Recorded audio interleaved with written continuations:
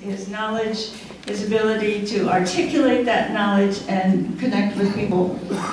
I love reading his articles that he writes. If you don't follow that with Empowered Texans, I highly recommend that you do that. Cary is a 6th-generation Texan. I did not know that about him. Was raised in Mont Bellevue and attended Barbers Hill High School, where he graduated in 2010. That's another thing that's amazing to me. He graduated high school in 2010. And look what he's doing now. He's worked for several campaigns, including the original Cruz crew. He served as the campus coordinator for Cruz in his first senatorial campaign and was active in the Student Senate, where he led the charge against tuition and fee increases and advocated for conservative principles such as religious liberty and concealed carry on campus. Did I mention he went to Texas A&M? Woo!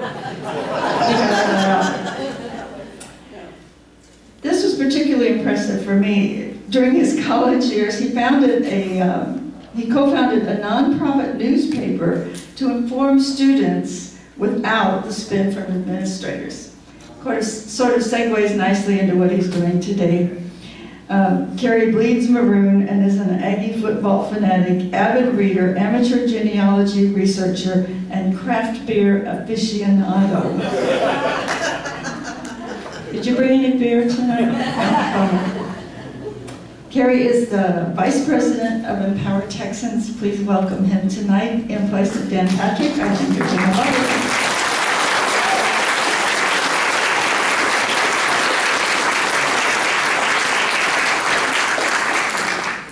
Thank you, Fred. Can everyone hear me without my microphone? No, you must. No? Okay. I've been told I'm a loudmouth my entire life. I just kind of wanted to test it out right there. Yes, not as much as everybody said. Thank you so much for the kind introduction, Fran. As you mentioned, my name is Cary Cheshire. I'm the Vice President of Texans for Fiscal Responsibility, which is the premier project of Empowered Texans. I'm the guy that gets to hand out torches and pitchforks, which is my favorite thing to do, and I figure I'm in a pretty good audience for that this evening. The torches that I mentioned are our Texas Scorecard, which is our newsletter that we make available to all Texans, both online and in print. If you are not a subscriber to that already, you can go, there's a sign-up sheet right outside the door. You can also text the word Scorecard to 52886 on your phone. It will subscribe you right there. That's Scorecard to 52886. And the other big thing that I'm behind is what's called our Fiscal Responsibility Index. This is where we give lawmakers a grade after every session on how they do on issues of limited government, taxation, fiscal responsibility, and liberty. You can see that some lawmakers do very, very well. Jonathan Stickland has a 100. You can see that some lawmakers, like Chris Putnam's state representative, don't do so well. And we got everybody in between. And really, what I really like most about Empowered Texans is that I get the opportunity to basically get paid to be a conservative activist. Because I'm exactly like all of y'all. I've been active in my community from the very get-go. My first job in politics was when I was 6 years old. I was putting ice in cups of tea, iced tea, for a Democrat county judge where I was from. I very quickly started volunteering and blog blogging for Ron Paul, who was my congressman. In high school, I rigged our straw poll for Mike Huckabee. So if you look there's a 2008 Barbers Hill High School straw poll, and Mike Huckabee won it outright. Did not win the presidency outright at all, but I only think that's because I wasn't managing his presidential campaign. So I went to Texas A&M. Thank you. Very quickly got involved there with Ted Cruz's campaign on campus, which they tell you, okay, we're going to have you be the campus coordinator. What you actually get to do is go block walk the entire time and sign up people to vote. But that was actually my favorite thing, because it was getting out and talking to real people, to real Texans, hearing their story, finding out what issues they're motivated about, why they're conservative, what they're concerned about in the future of this country. And that's really kind of what motivated me to start our newspaper that we started. Now, we say it was a non-profit newspaper because there is no profitable newspaper. There is no profitable. That's why you keep seeing all these layoffs everywhere. But really, we were very successful on campus. We fought against a couple tuition hikes, and we got a member of the Board of Regents to resign. It was a lot of fun time, digging up dirt on local officials. But what I'm here to talk to you about tonight is not about me, it's about something that affects all of us, and that's our Texas legislature. And I'm here replacing Dan Patrick, who decided that Trump was more important than y'all. I guess I'm not more important than Trump, but that's okay. Look, I just hope that while he's there with him, he tells them that it is an emergency and we do need to build the dang wall. I was on Twitter earlier today because I think everybody my age spends all their day on Twitter. And I came across this statistic. I was telling a couple people this before the committee for this meeting. Absolutely astounding. Canada has 40,000 Canadians in Canadian prisons. We have 45,000 illegal aliens in our prisons. We have more illegal aliens in our prisons than the entire prison population of Canada. If that isn't an emergency, if that doesn't say that we need the president to immediately start construction on the wall, I don't know what is. Absolutely astounding. And here in Texas, we've got our state at the head of some of the biggest magnets. It was only last session that we were able to finally ban sanctuary cities. We've still got in-state tuition, and we've got Democrats now who are trying to give them driver's licenses. But the positive news is that it's not all bad in the Texas legislature. As Chris Putnam mentioned, there is a really positive property tax reform bill that's out that's going to give us a whole lot more power.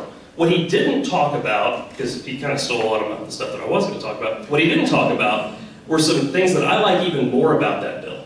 Number one, when you get your property tax bill, if this reform bill passes, it's going to have the vote by your taxing entity for them to raise taxes. It's going to say you had County Commissioner Joe and County Commissioner Susie, and Joe voted for it, Susie voted against it. Here's your tax increase.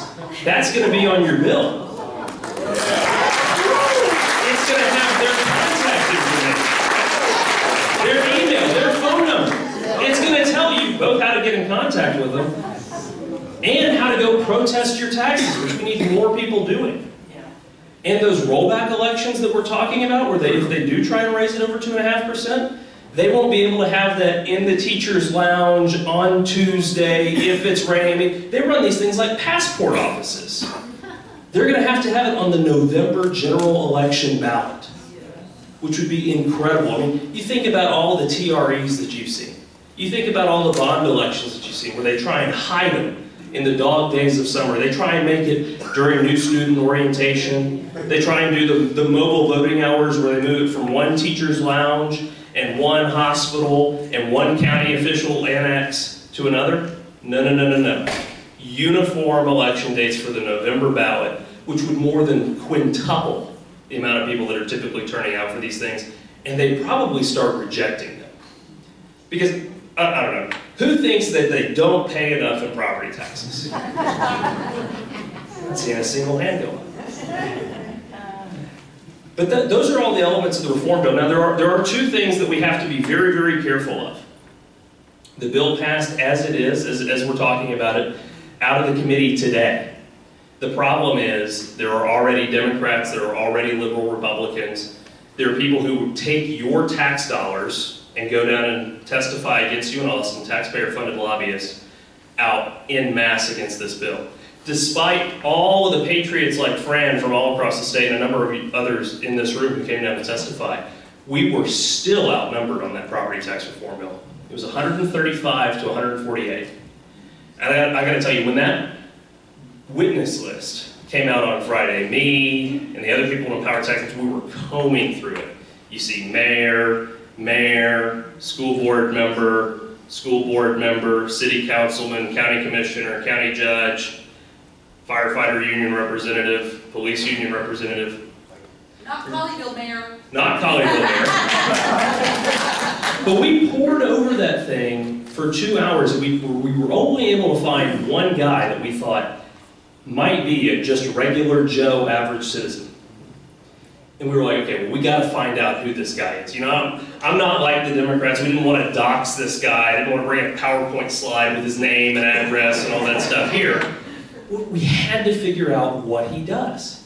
And we looked him up, and he's a big-time Democrat donor. He's a big-time Democrat voter. And we tried and tried and tried to see what we could find out about this guy.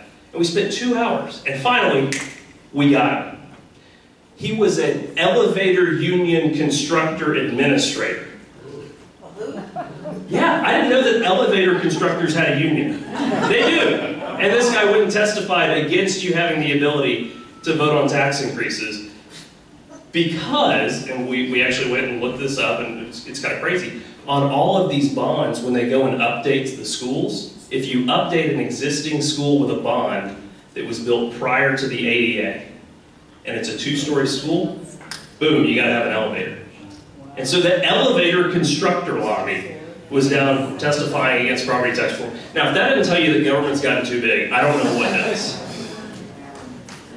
But all of this is great, Cary. All this is great, Chris Putnam. All this is great, Fran. But who would be happy if I told you your property taxes are only going to increase 2.5%? I think kind of this, doesn't this TEA stand for something? Taxed enough already, absolutely. And we've got to have actual reform. And the scary thing right now is that in Austin, or actual relief, see, I'm already falling into it. Lawmakers are trying to distract us all with this big flag of reform and hope that we forget about the relief. Hope that we forget about the fact that already in this state, people are being taxed out of their homes. People are having to choose in their retirement, I'm going to go to Colorado. I'm going to go to Florida. Because Texas has the 4th highest property taxes in the nation. That's a current problem. And none of this reform bill is going to help anything with that problem. It'll stop it from getting worse. But if you go to the hospital because you're sick, would you be satisfied if the doctor said, well, we're just going to stop it from getting worse? No, you want to get better. I want this infection out. I want this disorder fixed. Or else I'm not going to pay you. Screw off. And that's what we ought to be telling our lawmakers. They keep talking about, oh, well, we can't talk about property tax relief without talking about school finance reform. Okay, that's true. But they've absolutely proved that the inverse isn't true. They've been talking about school finance reform now for how many years? And who's actually filed a relief proposal? They're not there. You know, it was before I was born, but I've seen it on YouTube. It was a commercial. I think y'all know this commercial that Wendy's had in the 80s that said, where's the beef? Well, my question for the Texas legislature is, where's the relief? Where is it?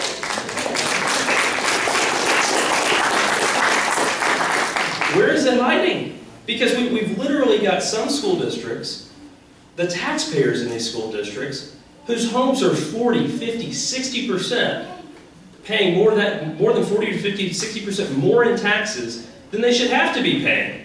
Because of Chapter 41 of the Texas Government Code called the Wealth Redistribution Tax. Yeah, that was done not while Bernie Sanders was governor, but while Republicans were in charge of Texas. Look it up, Chapter 41 of the Texas Government Code, the Wealth Redistribution Tax. That's the real name of Robin Hood.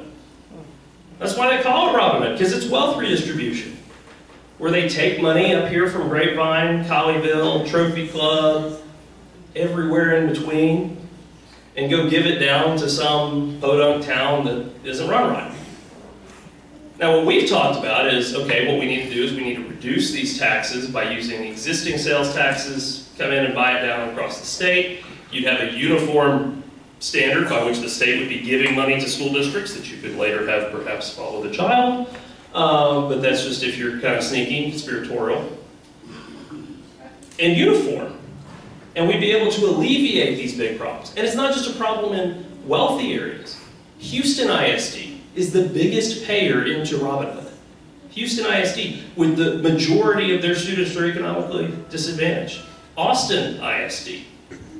You have huge groups of people where, because of their very expensive high-rises in real estate, they're paying 40%, in the city of Austin, 40% of Austin ISD's budget is recaptured.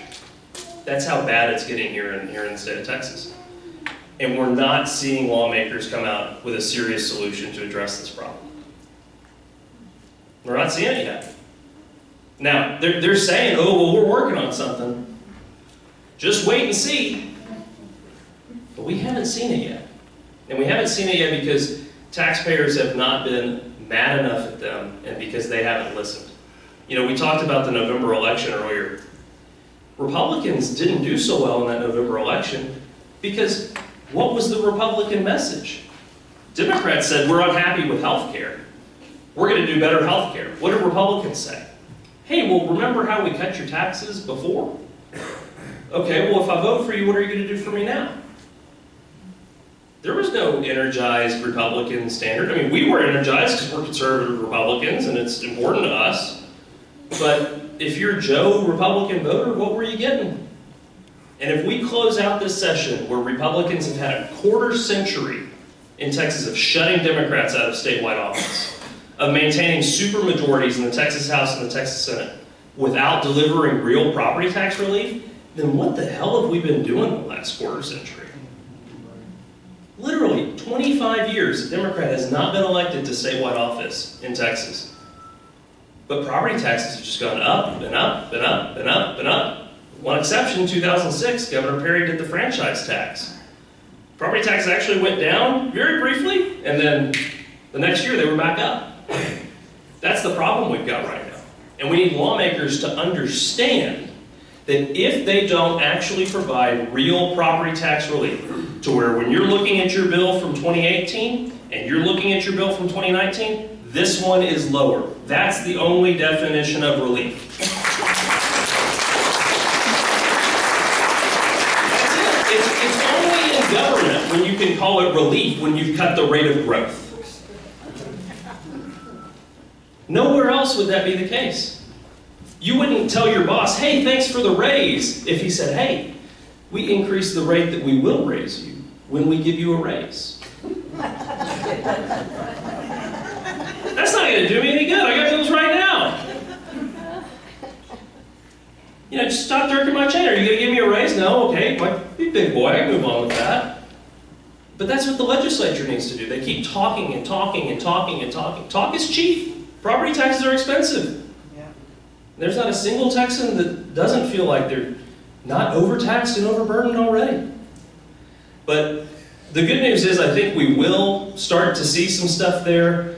We are hearing whispers that they're going to come out with a school finance proposal plan that talks about maybe capping revenue, maybe increasing the sales tax. We don't exactly know. But they need to get on the ball pretty quickly. Because right now, taxpayers they've had enough. And they've noticed things like how when Governor Abbott said the state address, the word relief was never even mentioned. They're starting to notice that. They're also starting to notice that issues like constitutional carry aren't really moving in the Texas House, aren't really moving in the Texas Senate. Now, to be fair, a lot of people there are critical of Speaker Dennis Bonnen for his committee appointments. They should be. He also hasn't referred that bill yet. We could see it go to a Republican committee. But it's not moving in the Texas Senate either. We're not seeing a real pro-life bill that gets serious traction. Until last week, we actually saw the heartbeat bill, which would lower the age of abortion from 20 weeks to 12 weeks here in the state of Texas. That's finally getting traction. State Representative Briscoe Cain and other lawmakers are leading that charge. It hasn't been filed in the Senate. We've got a whole bunch of Republicans right now who want to go and hide after the November elections. You don't see the union dues bill. You don't see the Privacy Act. You don't see the issues that unite us as conservatives, that had overwhelming super support among our delegates. Because right now they're kowtowing to Democrats. They're kowtowing to the liberal media. They're hoping, well, okay, we just, we need to go and just spend a lot of money. That'll make them happy. We'll go give $5,000 to all the teachers who vote against us. I don't think that's really going to work. Because I'm going to tell you, the folks who've been sitting around watching Modern Family and complaining about Dan Patrick for 4 years aren't going to change their tune when they just get another check. They're going to say, thanks. Write that check out to Mike Collier for Texas, $5,000.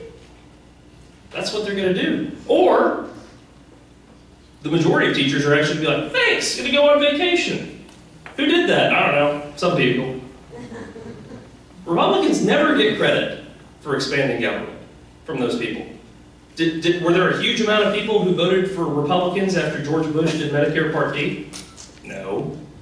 Were there huge people who voted for Republicans after George Bush extended the Voting Rights Act? No.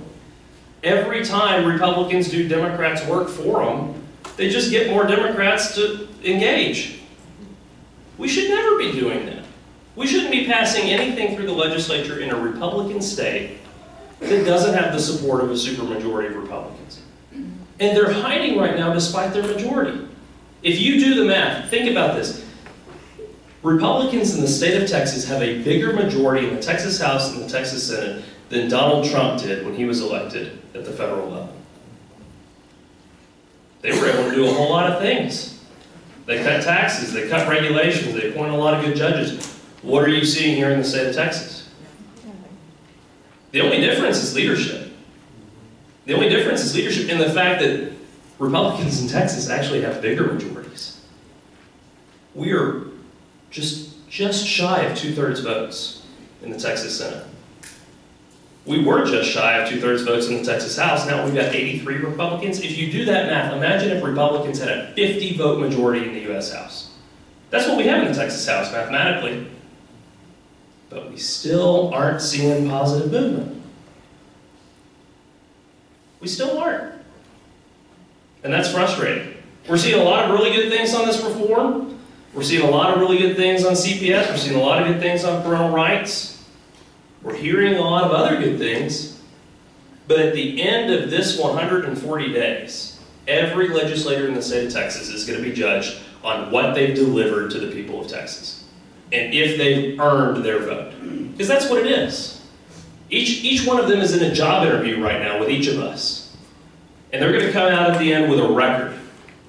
They're going to come out and say, this is the work that I did. Just like when you have a contractor come in to do something on your house. When you hire somebody to do a job. That's what these people are. They're no different. They're public servants. They work for us. And if they don't like you, call them more. If they don't like you emailing them, email them more.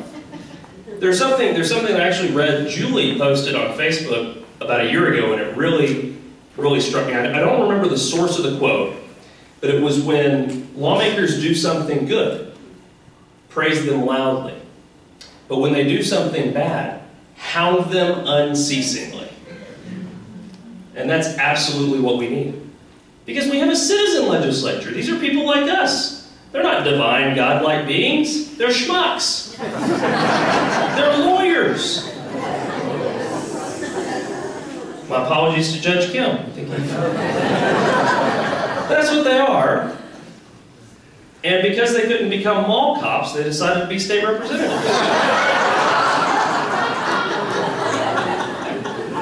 Seriously, could you leave your home, family, business for 140 days over 2 years and run for an election? No, that's why these guys, they don't have anything better to do. That's who we're stuck with. And we got a lot of good guys down there in Austin. Jonathan Sticklin, Tony Timberholt, Briscoe Kane, Bob Hall, a lot of people who were, kind of saying, damn the torpedoes, full steam ahead. And they're taking the bullets for it. Jonathan Sticklin's already got a primary opponent. He's already got a primary opponent. Now, I think the guy is a goober. I don't think he's actually going to see it through. He's apparently had like 8 jobs in 7 years, kind of thing, and moves all around the state. He's apparently currently the president of the Klein Chamber of Commerce. I don't know how you can be the president of Chamber of Commerce in Harris County and run for something in Tarrant County, but maybe you can. I don't know. I don't think he'd win, but that's already where they're at. But look, I know this has kind of seemed negative. That's because it should. We're in the beginning of the session. They haven't done anything yet. You ought to be mad at them because they have the ability and the authority to do the stuff now. And if you don't tell them you want it done now, they'll tell you it'll be done later. And sooner or later, we'll be in June. And then it'll have to be, well, gosh, we came really close on that. And I got to look, if we just do a little bit better in this coming election and elect some more Republicans, then I'm sure we can get it done. How many times have we heard that in our lives? we ought to be on their case right now, lighting them up, saying, what are you going to do to fix this? What are you going to do to lower my taxes? What are you going to do to protect my gun rights? What are you going to do to protect religious liberties? What are you going to do to make sure that Texas is leading the way in advancing America? What are you going to do? Because the time is now. The time is never later. You know, there's a reason they always say, the most important election ever is this one. Well, yeah, because we already know the outcome of all the other ones. The most important session of the Texas legislature is this one. It is. They got a chance to get it right. Or they can get it wrong. And if they get it wrong, our state might turn blue. Because if you thought Beto's $80 million was significant, coupled with George Soros's about $20 million that he spent in the state on DA races, buckle up. Texas just became Iowa. We're estimating that we're going to have $250,000 spent by Democrats in Texas in 2020. Why? Because all the Hillary Clinton supporting Democrats know, if they can flip Texas, they don't even ever have to go to Wisconsin again. They don't have to go to Florida again. They don't have to go to Virginia, North Carolina, Michigan, any of the swing states, any of those places. If they flip Texas, there's no mathematical way for Republicans to win.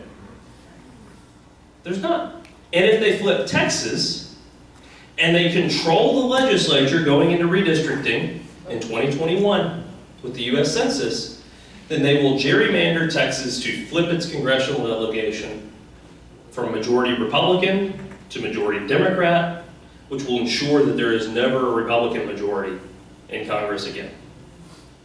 You swing 15 Republican U.S. congressmen, that's a swing of 30 in the U.S. House, we'd never have a Republican one again. And so that means lawmakers have to deliver. They have to deliver real results to real Texans. And that starts with real relief. That's what we ought to be telling our lawmakers, that we actually want real property tax relief, and we're going to throw them out if they don't deliver it. And all of them, it's incumbent on all of them, even those people who are doing the right thing isn't enough. They got to get the job done. Or we're going to maybe go find somebody else. So I think that's a brief rundown of where we're at in the legislative session. I'd be happy to answer any questions that y'all might have about any issue at all. If I don't know the answer, I will find it for you. And so I'll open it up right now. Is that okay? That's awesome. We only have the one mic though, so you guys are going to have to speak loud enough to get it onto the... Chris, I think you can speak loud. Yeah, you talked about, every year we talk about Robin Hood reform, or better yet, repeal. Is it not true that the reason we can't get there is because there's just all these rural Republicans that are on the receiving end, and consequently, we just can't get the votes? You know, there's this dynamic, of course, that occurs in these school districts as well, consistent with what I was describing yesterday, where they love to point the finger at Robin Hood and blame Robin Hood for their spending problem, and yet they all support it as well, and their lobbies support it.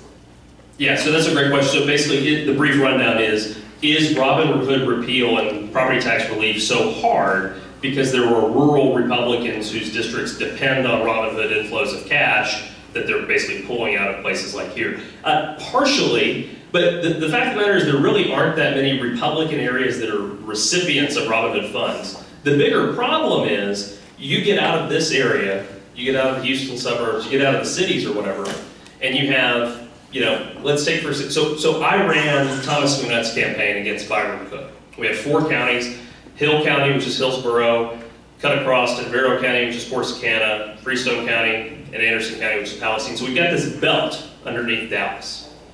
In that district, we had 67 school boards. We had 47 cities. And so you do the math on that. There's 67 school boards, so there's 67 times 8 school board members, times 2 to include their wives, plus another 67 for school board superintendents, plus another probably 3 times 67 for all of their principals. Then you go look at the county side, you got all these county commissioners, you got all these city councilmen and everything else, and all of them are told, with our tax dollars through the Texas Municipal League, the Texas Association of School Boards, Texas Association of School Administrators, all taxpayer-funded lobbyists, hey, you're the ones getting hosed. It's the state of Texas that's making you have to raise those rates on people. You've got to increase your property taxes on these people. You got to do it, otherwise your credit rating. If we hurt your credit rating, you wouldn't be able to take out as many bonds. If you didn't get as many bonds, you wouldn't get that school board. You wouldn't get that scoreboard. Oh my gosh. You wouldn't get the turf field. Oh, that would really cripple our community. We can't have that. Hey, you got to raise taxes, otherwise you won't have enough money in your Economic Development Corp to give that business loan to your brother-in-law who wants to move to town. You can't do that. And so that's the big problem. It's not that they're donor recipient districts, it's that they have a lot more politically motivated and engaged people who suckle at the government teat, who have all of these governmental offices that are in their ear unceasingly, and also a ton of them are damn prairie socialists who just want to hand out from the government. And that's the big problem, is that they're listening to them, and meanwhile their voters, well, I'll vote for Joe because he wears a cowboy hat, believes in God, and goes to my church, so I know he's a conservative. Okay, well, he's supported by the superintendent who just passed a bond that increased your taxes 11.6%. That's the problem with rural communities. Yes, ma'am? Okay, I am a retired school teacher, and I started teaching right out of college. I taught in West Texas, taught in East Texas, and both of them received, well, East Texas for sure, received the Robin Hood money. I can guarantee you the children never got the money, the teachers never saw the money, the fat cats at the administration level, superintendents who are getting $1 million for a salary, that's where your Robin Hood money is going. It is not going So I want to first tell you, thank you for being a teacher. I'm only here because of the positive teachers that I had. And my own mother is a teacher. She teaches health science technology at a school in Baytown. You're absolutely right. And that's why last session, when they were talking about the teacher pay raise, the way that they were going to fund that was by requiring school districts to put more money directly into the classrooms. Because you see that all across the state. You see superintendents in the state of Texas make more money than the President of the United States. $1 million. Yeah, if $400,000 is enough for Donald Trump, I think it's enough for superintendents in the state of Texas. If $150,000 is enough for Governor Abbott, that's his salary, I think it ought to be the cap for superintendents here in the state of Texas. Hey, you say the public service is appalling. You're doing it for the kids. So surely you'll support this $800,000 going directly to teach the kids, right? Yeah, I've been trying to get lawmakers to file that legislation about all last month. And I don't know, I might hand out some phone numbers at the end of this meeting if y'all want to help me on that. Any other questions? Yes, sir. So what about the public voting of the lobbyists that you're talking about? Mm-hmm. Where are we at on doing something about that? So the fortunate thing is we have seen a little bit of movement on that legislation in the House. Mays Middleton is the one carrying that legislation. He's a brand new conservative freshman, a member of the Freedom Caucus, who I think was elected with a knife between his teeth. So that's a very encouraging thing. The sad truth of the matter is a lot of people don't want to pass that legislation because it ticks off the local officials and it really rocks a whole bunch of votes. And honestly, a lot of these lawmakers want to go on and be taxpayer-funded lobbyists at the end of the day. They want to be the chancellor of the West Texas A&M AgriLife Extension Service for people. And they want to come down to Austin and talk about how much we need the West Texas AgriLife Extension Service and how much good it does, despite the fact that nobody in Texas knows what it is. That's the big problem there. The other deal is that, as we're talking about these kind of more rural legislators who a big chunk of their voters are local elected officials, those people push hard and hard against it. And look, there are some legitimate concerns. If you're Muleshoe, Texas, the Texas Municipal League, through its insurance plan and other things, does provide a lot of things to you. The problem is just it comes down and uses your money to fight against you. But we're actually working on something in Empower Texans right now, which is pulling the expense reports of all these local officials who came down and testified against property tax reform.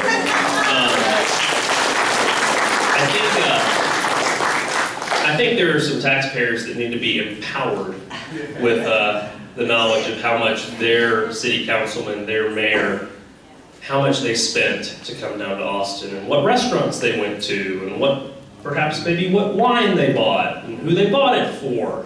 I think that'll be really encouraging, and I think that's really the path on taxpayer-funded lobbying, is to make more and more of them disclose it, and then have more and more citizens rise up in anger against them. I'll go to you in the back, sir. Anything new on red light cameras?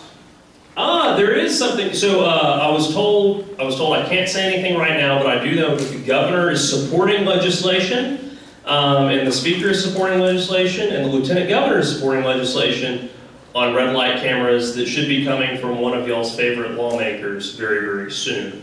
So I would expect to see that very, very quickly. Be very encouraging to see. That's actually something that Greg Abbott has actually been leading on taxpayer-funded lobbying. He's tweeted about it, but so far, no action so far. So. Can you talk a little bit about election reform and fraud, and not just fraud, but, you know, November elections, Yeah. and all that? So the really cool thing about election reform is that we're really in a really good place this session with the alignment of the Elections Committee in the Texas House, where Stephanie Glick is at the charge of that. You've also got Valerie Swanson, Mays Middleton, a number of other conservative legislators. Republicans have a supermajority on that committee. It's very, very exciting. Also in the property tax reform bill, as I mentioned, we are seeing a movement to push all of those rollback TRE elections on the November ballot, which is a big step for uniform election dates. As it relates to rolling polling, closed primaries, uniform election dates for May elections and things like that, I think we will see that legislation move very quickly through the Texas House. The big question is going to be what happens in the Texas Senate. Where does that go? Who kills it? What's going on? But we ought to have a heightened focus on that. I think it'll be very encouraging to see these issues go to the floor, and you see bad Republican legislators try to vote against things like closed primaries. That'll be very exciting to see. I've also been told that James Dickey is exploring the possibility of just moving to a closed primary unilaterally. Yeah. And that the Republican Party of Texas might have the legal authority to do that. I think their thought right now is that they do have the legal authority. They just don't know if they want to immediately shoulder all the lawsuits that they get from all the people who are being disenfranchised. As it relates to fraud, we're seeing a lot of stuff be worked on. I think we ought to see something by the end of the month about actually cleaning up the voter rolls. I don't think that will be led by David Whitley. I think as y'all have seen in the coverage, both on our website and other mediums, David Whitley, I don't think performed very well at his nominations hearing. It turns out that you do actually have to answer when you're asked about what your belief of the definition of voter suppression if you want to be Secretary of State. I think he's dug in so far, and Democrats, Abbott has to get a Democrat to vote for him if he wants to make him the Secretary of State. Otherwise, he serves out through the session, and then 10 days afterward, Abbott would appoint someone else. And so I think we might see that happen with the Secretary of State, but very fluid situation right there. I know the Attorney General's office is working on prosecuting a lot of the people who have been caught. I know that legislation is being worked to give them more prosecutorial discretion. Right now, they can't go and move in on a county unless they have the support of a DA right now because of how weak the Attorney General's office is in Texas. If you wonder why they always sue the federal government, it's because that's where they have jurisdiction. They don't actually have jurisdiction in counties without the consent of the local officials. But I think we ought to see something pretty quick about cleaning up the voter rolls and doing something there. Anything else? Yes, sir. Where does your organization stand on term limits? So organizationally, I don't think that we've really had to take a position on term limits because the legislation hasn't popped up. I do know that we supported Article 5. Convention of States, which did push for term limits at the federal level. I think a majority of people in our organization would smile upon and say that we ought to rate term limits at the state level, but that hasn't been an issue that we've really, kind of thoroughly debated. I know that there's kind of a heated argument amongst friends here in conservative circles on what we ought to do in terms of term limits, but we haven't really done that. comment on that? Sure. I'm fairly new to this state, and I came from the state, and I fought for that for term limits. And after it went in place, I would not recommend doing term limits. What were you from Missouri, sir? No, I'm from Oklahoma. Okay, yeah, in Missouri, I have heard a lot of the same thing. There's a lot of people who say that basically when you move to term limits, you empower the lobby sphere, and that they basically have, kind of hand-anointed successor. I will note that as conservatives, one of the biggest problems that we've had is open seat elections, where you can't draw contrast against your opponent by saying that person's not conservative because they have a record.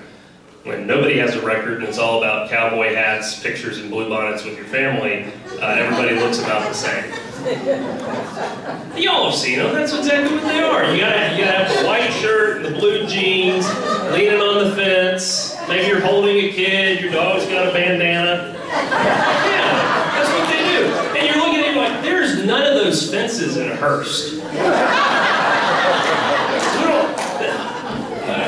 Where did you go to do that? Yeah, they went down to Old Baylor and Waco, and that's where they did it. But anyway, any other questions?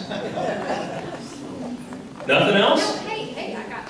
Oh, sure. Julie, keep going. I got nothing. I got more. Let's do it. Let's talk about what can our state legislature do about the border? How can we help with that? Yeah, so that's a great question. What can our state legislature do about the border? So I do know that Dan Patrick is actually being genuine in asking Donald Trump, hey, so we've spent $800 million over the past 3 sessions, $2.4 billion for, I know I went to A&M, but I do that easy math, $2.4 billion in border security. If the federal government would just reimburse us for that, we could maybe go and start laying some concrete down in some strategic areas for state security, and then you wouldn't have to say anything. You just say, hey, we're making Texas whole. I do know that they're actually seriously looking at that in the White House level. I think kind of there's conflicting strategies on the emergency declaration and what they're able to do in terms of get Nancy Pelosi and those people to give them money for the wall and other stuff. That's very kind of a moving target. We'll see what happens there. I do know that there's a legislator here in Texas who is drafting legislation to start building the wall using the rainy day fund.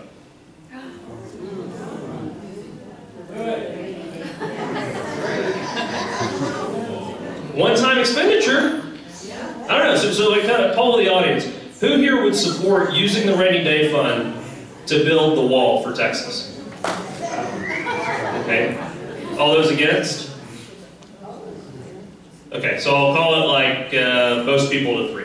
Okay. Yeah, well, hey, I don't know. It's not my legislation. But that is very interesting and helpful. Thank y'all. So we will see how that goes. I mean, when you talk about the money that it's actually costing Texas, I mean, I ran through that statistic earlier where how we have 45,000 illegal aliens in prisons in the United States. Canada has 40,000 Canadians. I do think the wall makes financial sense, could make financial sense from a strategic standpoint. I'll tell you, I have been down to Laredo, to McAllen, to other areas on the Rio Grande border, and we probably all seen that video of James O'Keefe in the Obama get-up, or not Obama, Osama get-up. Sorry, I kind of confused those people. He's in the Osama bin Laden get-up, and he wades across the river. You can actually do that. Like, I was amazed by, just walking up, in McAllen and in Brownsville and stuff, you see the chain link fences around the stuff. But you go 30 miles east, or I guess 30 miles west, kind of up the Rio Grande Valley, we really popped in this area. It was kind of a wildlife bird estuary or something. Falcon Lake. Falcon, yeah, that's one of them, but there's another one right next to it. You literally walk right across. And I was like, man, okay, if I was dropped off in Mexico, I would kind of map this out. If I were deported, I would know where to come back, because I'd just wade across here, walk up to the highway, call my buddy to come get me, and I'd be off scot-free. I mean, I've thought about doing it. So look, if Empower Texans hadn't hired me after I'd been at A&M, I had 2 competing ideas. I was going to do one where I was going to spend a year on food stamps and every kind of public assistance you could, and say, I spent a year on food stamps, or I screwed the federal government, you can too. You know, five steps for welfare reform, okay? It's actually things you can eliminate. Here's what I take advantage of, here's what you can eliminate. I've thought about, like, you know, just going down, catching a flight to Mexico City, and seeing if I can illegally immigrate back. Problem is, with all these caravans and cartels and stuff, I'm looking at those numbers. 70% of people sexually assaulted. I always say I'm too pretty for prison. I'm definitely, I'm not doing the track. Besides, I don't even know how the caravan works. Like, do they elect their leaders, or do you just show up and be like, hey, I'm with y'all now? They'd probably ask me to carry drugs in a backpack. Just pass on that. Instead, but you know, maybe immigrate from Texas to Mexico that way. Yeah. And then you just walk across the river and then walk back. Because it is pretty scary over there. But yeah, it's astounding. You're there and you're like, yeah, we need a wall. This is obvious. Any other questions? Yes. Come on, Julie. Oh, we got one over here. We'll fix it up. Let's talk about the Texas grid. Yes. Yes. We need it. Yes. So for those of y'all who don't know, when we talk about the grid, we're talking about hardening the Texas grid from EMP attacks, from solar flares, from people being able to hack into the system and stuff. So I'll actually tell you, I think that got a little bit of traction last month because with the filing and everything else. But despite the fact that the FBI has not been able to prove any Russian collusion of interference in our elections, they have proven that they tried to hack into the electrical grid in California. The Wall Street Journal covered it. And if you haven't read that Wall Street Journal article, it's an amazing thing about how they like infiltrated with a contractor and all this kind of stuff, botnet, kind of real war games kind of stuff. And I think that really piqued the interest of protecting the Texas grid, both from solar flares, EMPs, and hackers and things like that. You are seeing Bob Hall once again champion that legislation in the Texas Senate. It's been very, very encouraging. Bob has forgotten more about grid security than I've been able to learn. And he's a defense expert. So that's been very, very interesting to hear him and watch that legislation move through. It was filed last session in the Texas House by Tam Parker, who is the chairman of the House Republican Caucus, because he is no longer. But it's really becoming mainstream in Republican circles as people look at the actual effects of what it would do, how, like, the biggest threat is probably the solar flare. But I gotta tell you, like, people were underestimating how important that is to protect the grid, because you think about having no electricity. I mean, we've seen in hurricanes, we've seen in all these issues, where if you shut off the electricity, not only do you hurt all the people who are dependent on it for dialysis, insulin, all those kinds of things, but literally you've got it off for 3 days and it's the walking dead outside. I mean, literally, the food goes bad in the grocery stores and all kinds of problems. I mean, you look at New Orleans post-Katrina, you look at Beaumont post-Harvey and a lot of stuff. That's some scary, scary stuff. And the fact of the matter is the grid security doesn't actually cost all that much. So it's a very important thing to watch. We will see, I think Bob is still kind of on the education tour about it, and we'll see some more movement this session. I don't know if we're going to get a floor vote in either chamber, but I do think it's one thing that has got positive momentum, and that's very encouraging. And I think we could see it move very quickly. Other questions? Yes? Hey, Cary, could you talk to us a little bit about Mays Middleton, the awesome freshman legislator who had a lot of courage on the House floor? I think he deserves a lot of kudos for the rules amendments that he brought. Yeah, absolutely. So I mentioned Mays Middleton, the guy who was elected with a knife between his teeth. I'm really very happy with Mays because he represents the hometown that I grew up in. He represents my parents and my younger siblings and things like that. And it was a district that was held by a Democrat for the longest time. It was held by a guy named Craig Island, who is now a taxpayer-funded lobbyist. And then it was held by Wayne Faircloth, who was just kind of a goobery establishment Republican, who was just like the guy who was running when Republicans won it. It was kind of cool, but he was such a schmuck. He wasn't a lawyer, he was an insurance agent, which is even less. And he was basically a coin-operated State Farm state representative. And And he got elected. He was actually like kind of halfway decent. And then he just turned really nasty all of a sudden last session and really like kind of trying to suck up to Joe Strauss. He really went on and attacked Jonathan Stickland. He attacked Tony Titterholt. He attacked Bill Zedler, which like, I don't know how anyone would not like Bill Zedler.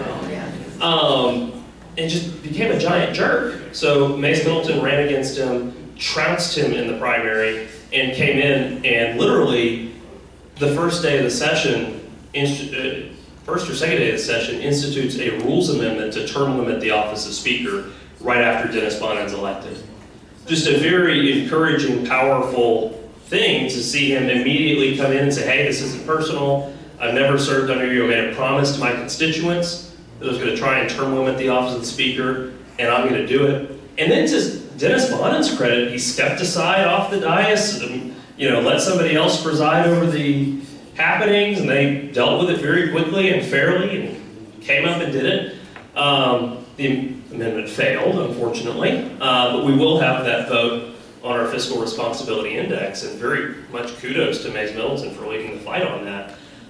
He's also the guy championing ending taxpayer-funded lobbying, ethics reform for elected officials. I mean, Mays is a guy who is exactly like one of us. He was sitting around watching what was going on in the state and got up and said, I have to fix it myself. Very, very encouraging to see all the good stuff that he's doing there. But, I think that provides an interesting segue because right now we're about 2 months into Speaker Dennis Bonin. And so far we've got kind of positive signs, negative signs, definitely mixed bag. But hey, I'll tell you, a mixed bag is better, it's a whole lot better than a bad bag, which is like with Strauss, it was literally everything he could do to be spiteful against conservatives. Now, Dennis Bonin, with his committee assignments, with the way he's been conducting himself, with the way that he's been running the chamber, it seems now like a lot of conservative issues will sink or swim on their own merits, will sink or swim by how many Republicans they could convince to jump on a board. Now look, is he perfect? No, not by any means. And we're going to see by the end of the session what the outcomes of the Texas House are. He's got to be held even more accountable than Joe's state representative. It's his job to deliver property tax relief. It's his job to deliver property tax reform. It's his job to protect our rights. But we saw something incredibly encouraging with this property tax reform bill, in that it's got the support of the governor, the lieutenant governor, and the Speaker of the Texas House, Dennis Bonin. Last session, and the session before that, you'd have a big press release come out by Greg Abbott. I'm Greg Abbott and I want to ban sanctuary cities. 2 hours later, Dan Patrick, me too. 2 hours after that, nothing. 2 hours after that, Ken Paxton, we ought to do that. We ought to ban sanctuary cities. The next day, Glenn Hager jumping aboard. Literally all the statewide Republicans jumping aboard common sense stuff. Hell, CPS reform. Strauss didn't even put out a press release. I stand with Governor Abbott on CPS reform. No, he called his agenda horse manure. And you literally had somebody whose entire agenda was spite. Spite towards conservative. And working in a coalition with the Democrats. Now at least Dennis Bonin is supported by Republicans. We're seeing an actual guy who, not happy with everything that's happened so far. But okay, I understand that. You haven't kicked us out. You'll talk to us. Conservatives are getting a fair shake. You put the former chairman of the Freedom Caucus on appropriations. That's a pretty powerful thing. You put Tony Titterholt as the vice chair of Homeland Security and Public Safety. That's a lot more merit moving up in the world. And then you saw some bad Republicans be sent to the elephant graveyard. Sarah Davis is out. She is not in favor anymore. You're seeing a number of other Republicans moved to the sidelines. Drew Darby. A lot of other Republicans moved out, and you're seeing a lot more conservative, good, younger blood come up. Very, very encouraging to see. Now, of course, that'll be something that we have to watch moving forward. He's not, kind of leading. He doesn't have the same kind of style as Dan Patrick. But we are seeing more positive results out of the Texas House. Julie. Okay, this will have to be your last question, and it'll be mine. Anything about abortion? Because I know that I've heard mixed reports that even Texas Rights and Life is kind of backing off this session for strategic reasons, and I'm not sure. Yeah, so I'll let Texas Right to Life speak for really Texas Right to Life. What I'll tell you is they're really focusing on three things. PRENDA, the Preborn Non-Discrimination Act, which is basically the Schaefer Amendment that we remember from last time, the protection for children with fetal abnormalities at 20 weeks and later, putting that into law and making basically hard stop, no abortions after 20 weeks for any reason other than the health of the mother, which is exceedingly, exceedingly rare. The other thing that they're talking about is really end-of-life stuff in terms of the Texas Advanced Directives Act.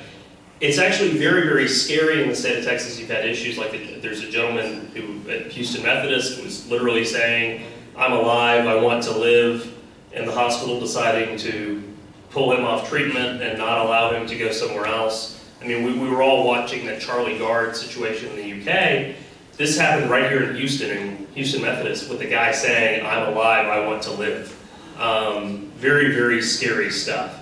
Outside, there's also another issue, I think, that's also related to the Texas Advanced Directives Act that they're pushing. I know they've got the big three that's on their website and others. The other thing that a number of conservative legislators and pro-life legislators have been pushing is the heartbeat bill, which is passed in other states like Ohio, where basically John Kasich vetoed it and they came back and passed it again. It's passed in Iowa, and it is headed straight to the Supreme Court. The last time that we had a pro-life bill go to the Supreme Court was our legislation, HB 2, here in Texas, that basically said no abortions after 20 weeks. Abortion facilities must meet the same surgery standards as ambulatory surgical centers, and the doctor must have admitting privileges within a hospital within 30 miles. They struck those two out of the pro-life bill, but allowed the 20-week deal to stay intact. The 12-week thing is going straight to the Supreme Court because of all the other states. The hope is that because we have a more conservative Court of Appeals, it would be able to move more quickly through our state, would not have an injunction. The big pusher behind that is former Speaker of the House Tom DeLay, who is really big behind the heartbeat bill. I know that Briscoe Cain filed it on Thursday of last week. But that's kind of the status of those bills. I believe Tony Tinnerhold has once again filed the abolition bill, but I don't anticipate very much movement on that. But the heartbeat bill actually has Phil King and a number of other Republicans on it, and that one probably will move. But I think this is my last question, so I want to again thank each and every one of y'all for inviting me to be here. I'm happy to be here, and I'll be hanging around, happy to answer your questions afterwards. I appreciate your opportunity giving me the chance to come out to real Texas. As you notice, I don't have purple hair, I don't have piercings, I don't fit in Austin, and I always relish the opportunity to come around and speak to real taxpayers such as yourself. So again, thank you so much for having me here. Thank you so much, I really appreciate it. All right, y'all, go home and see what Trump had to say.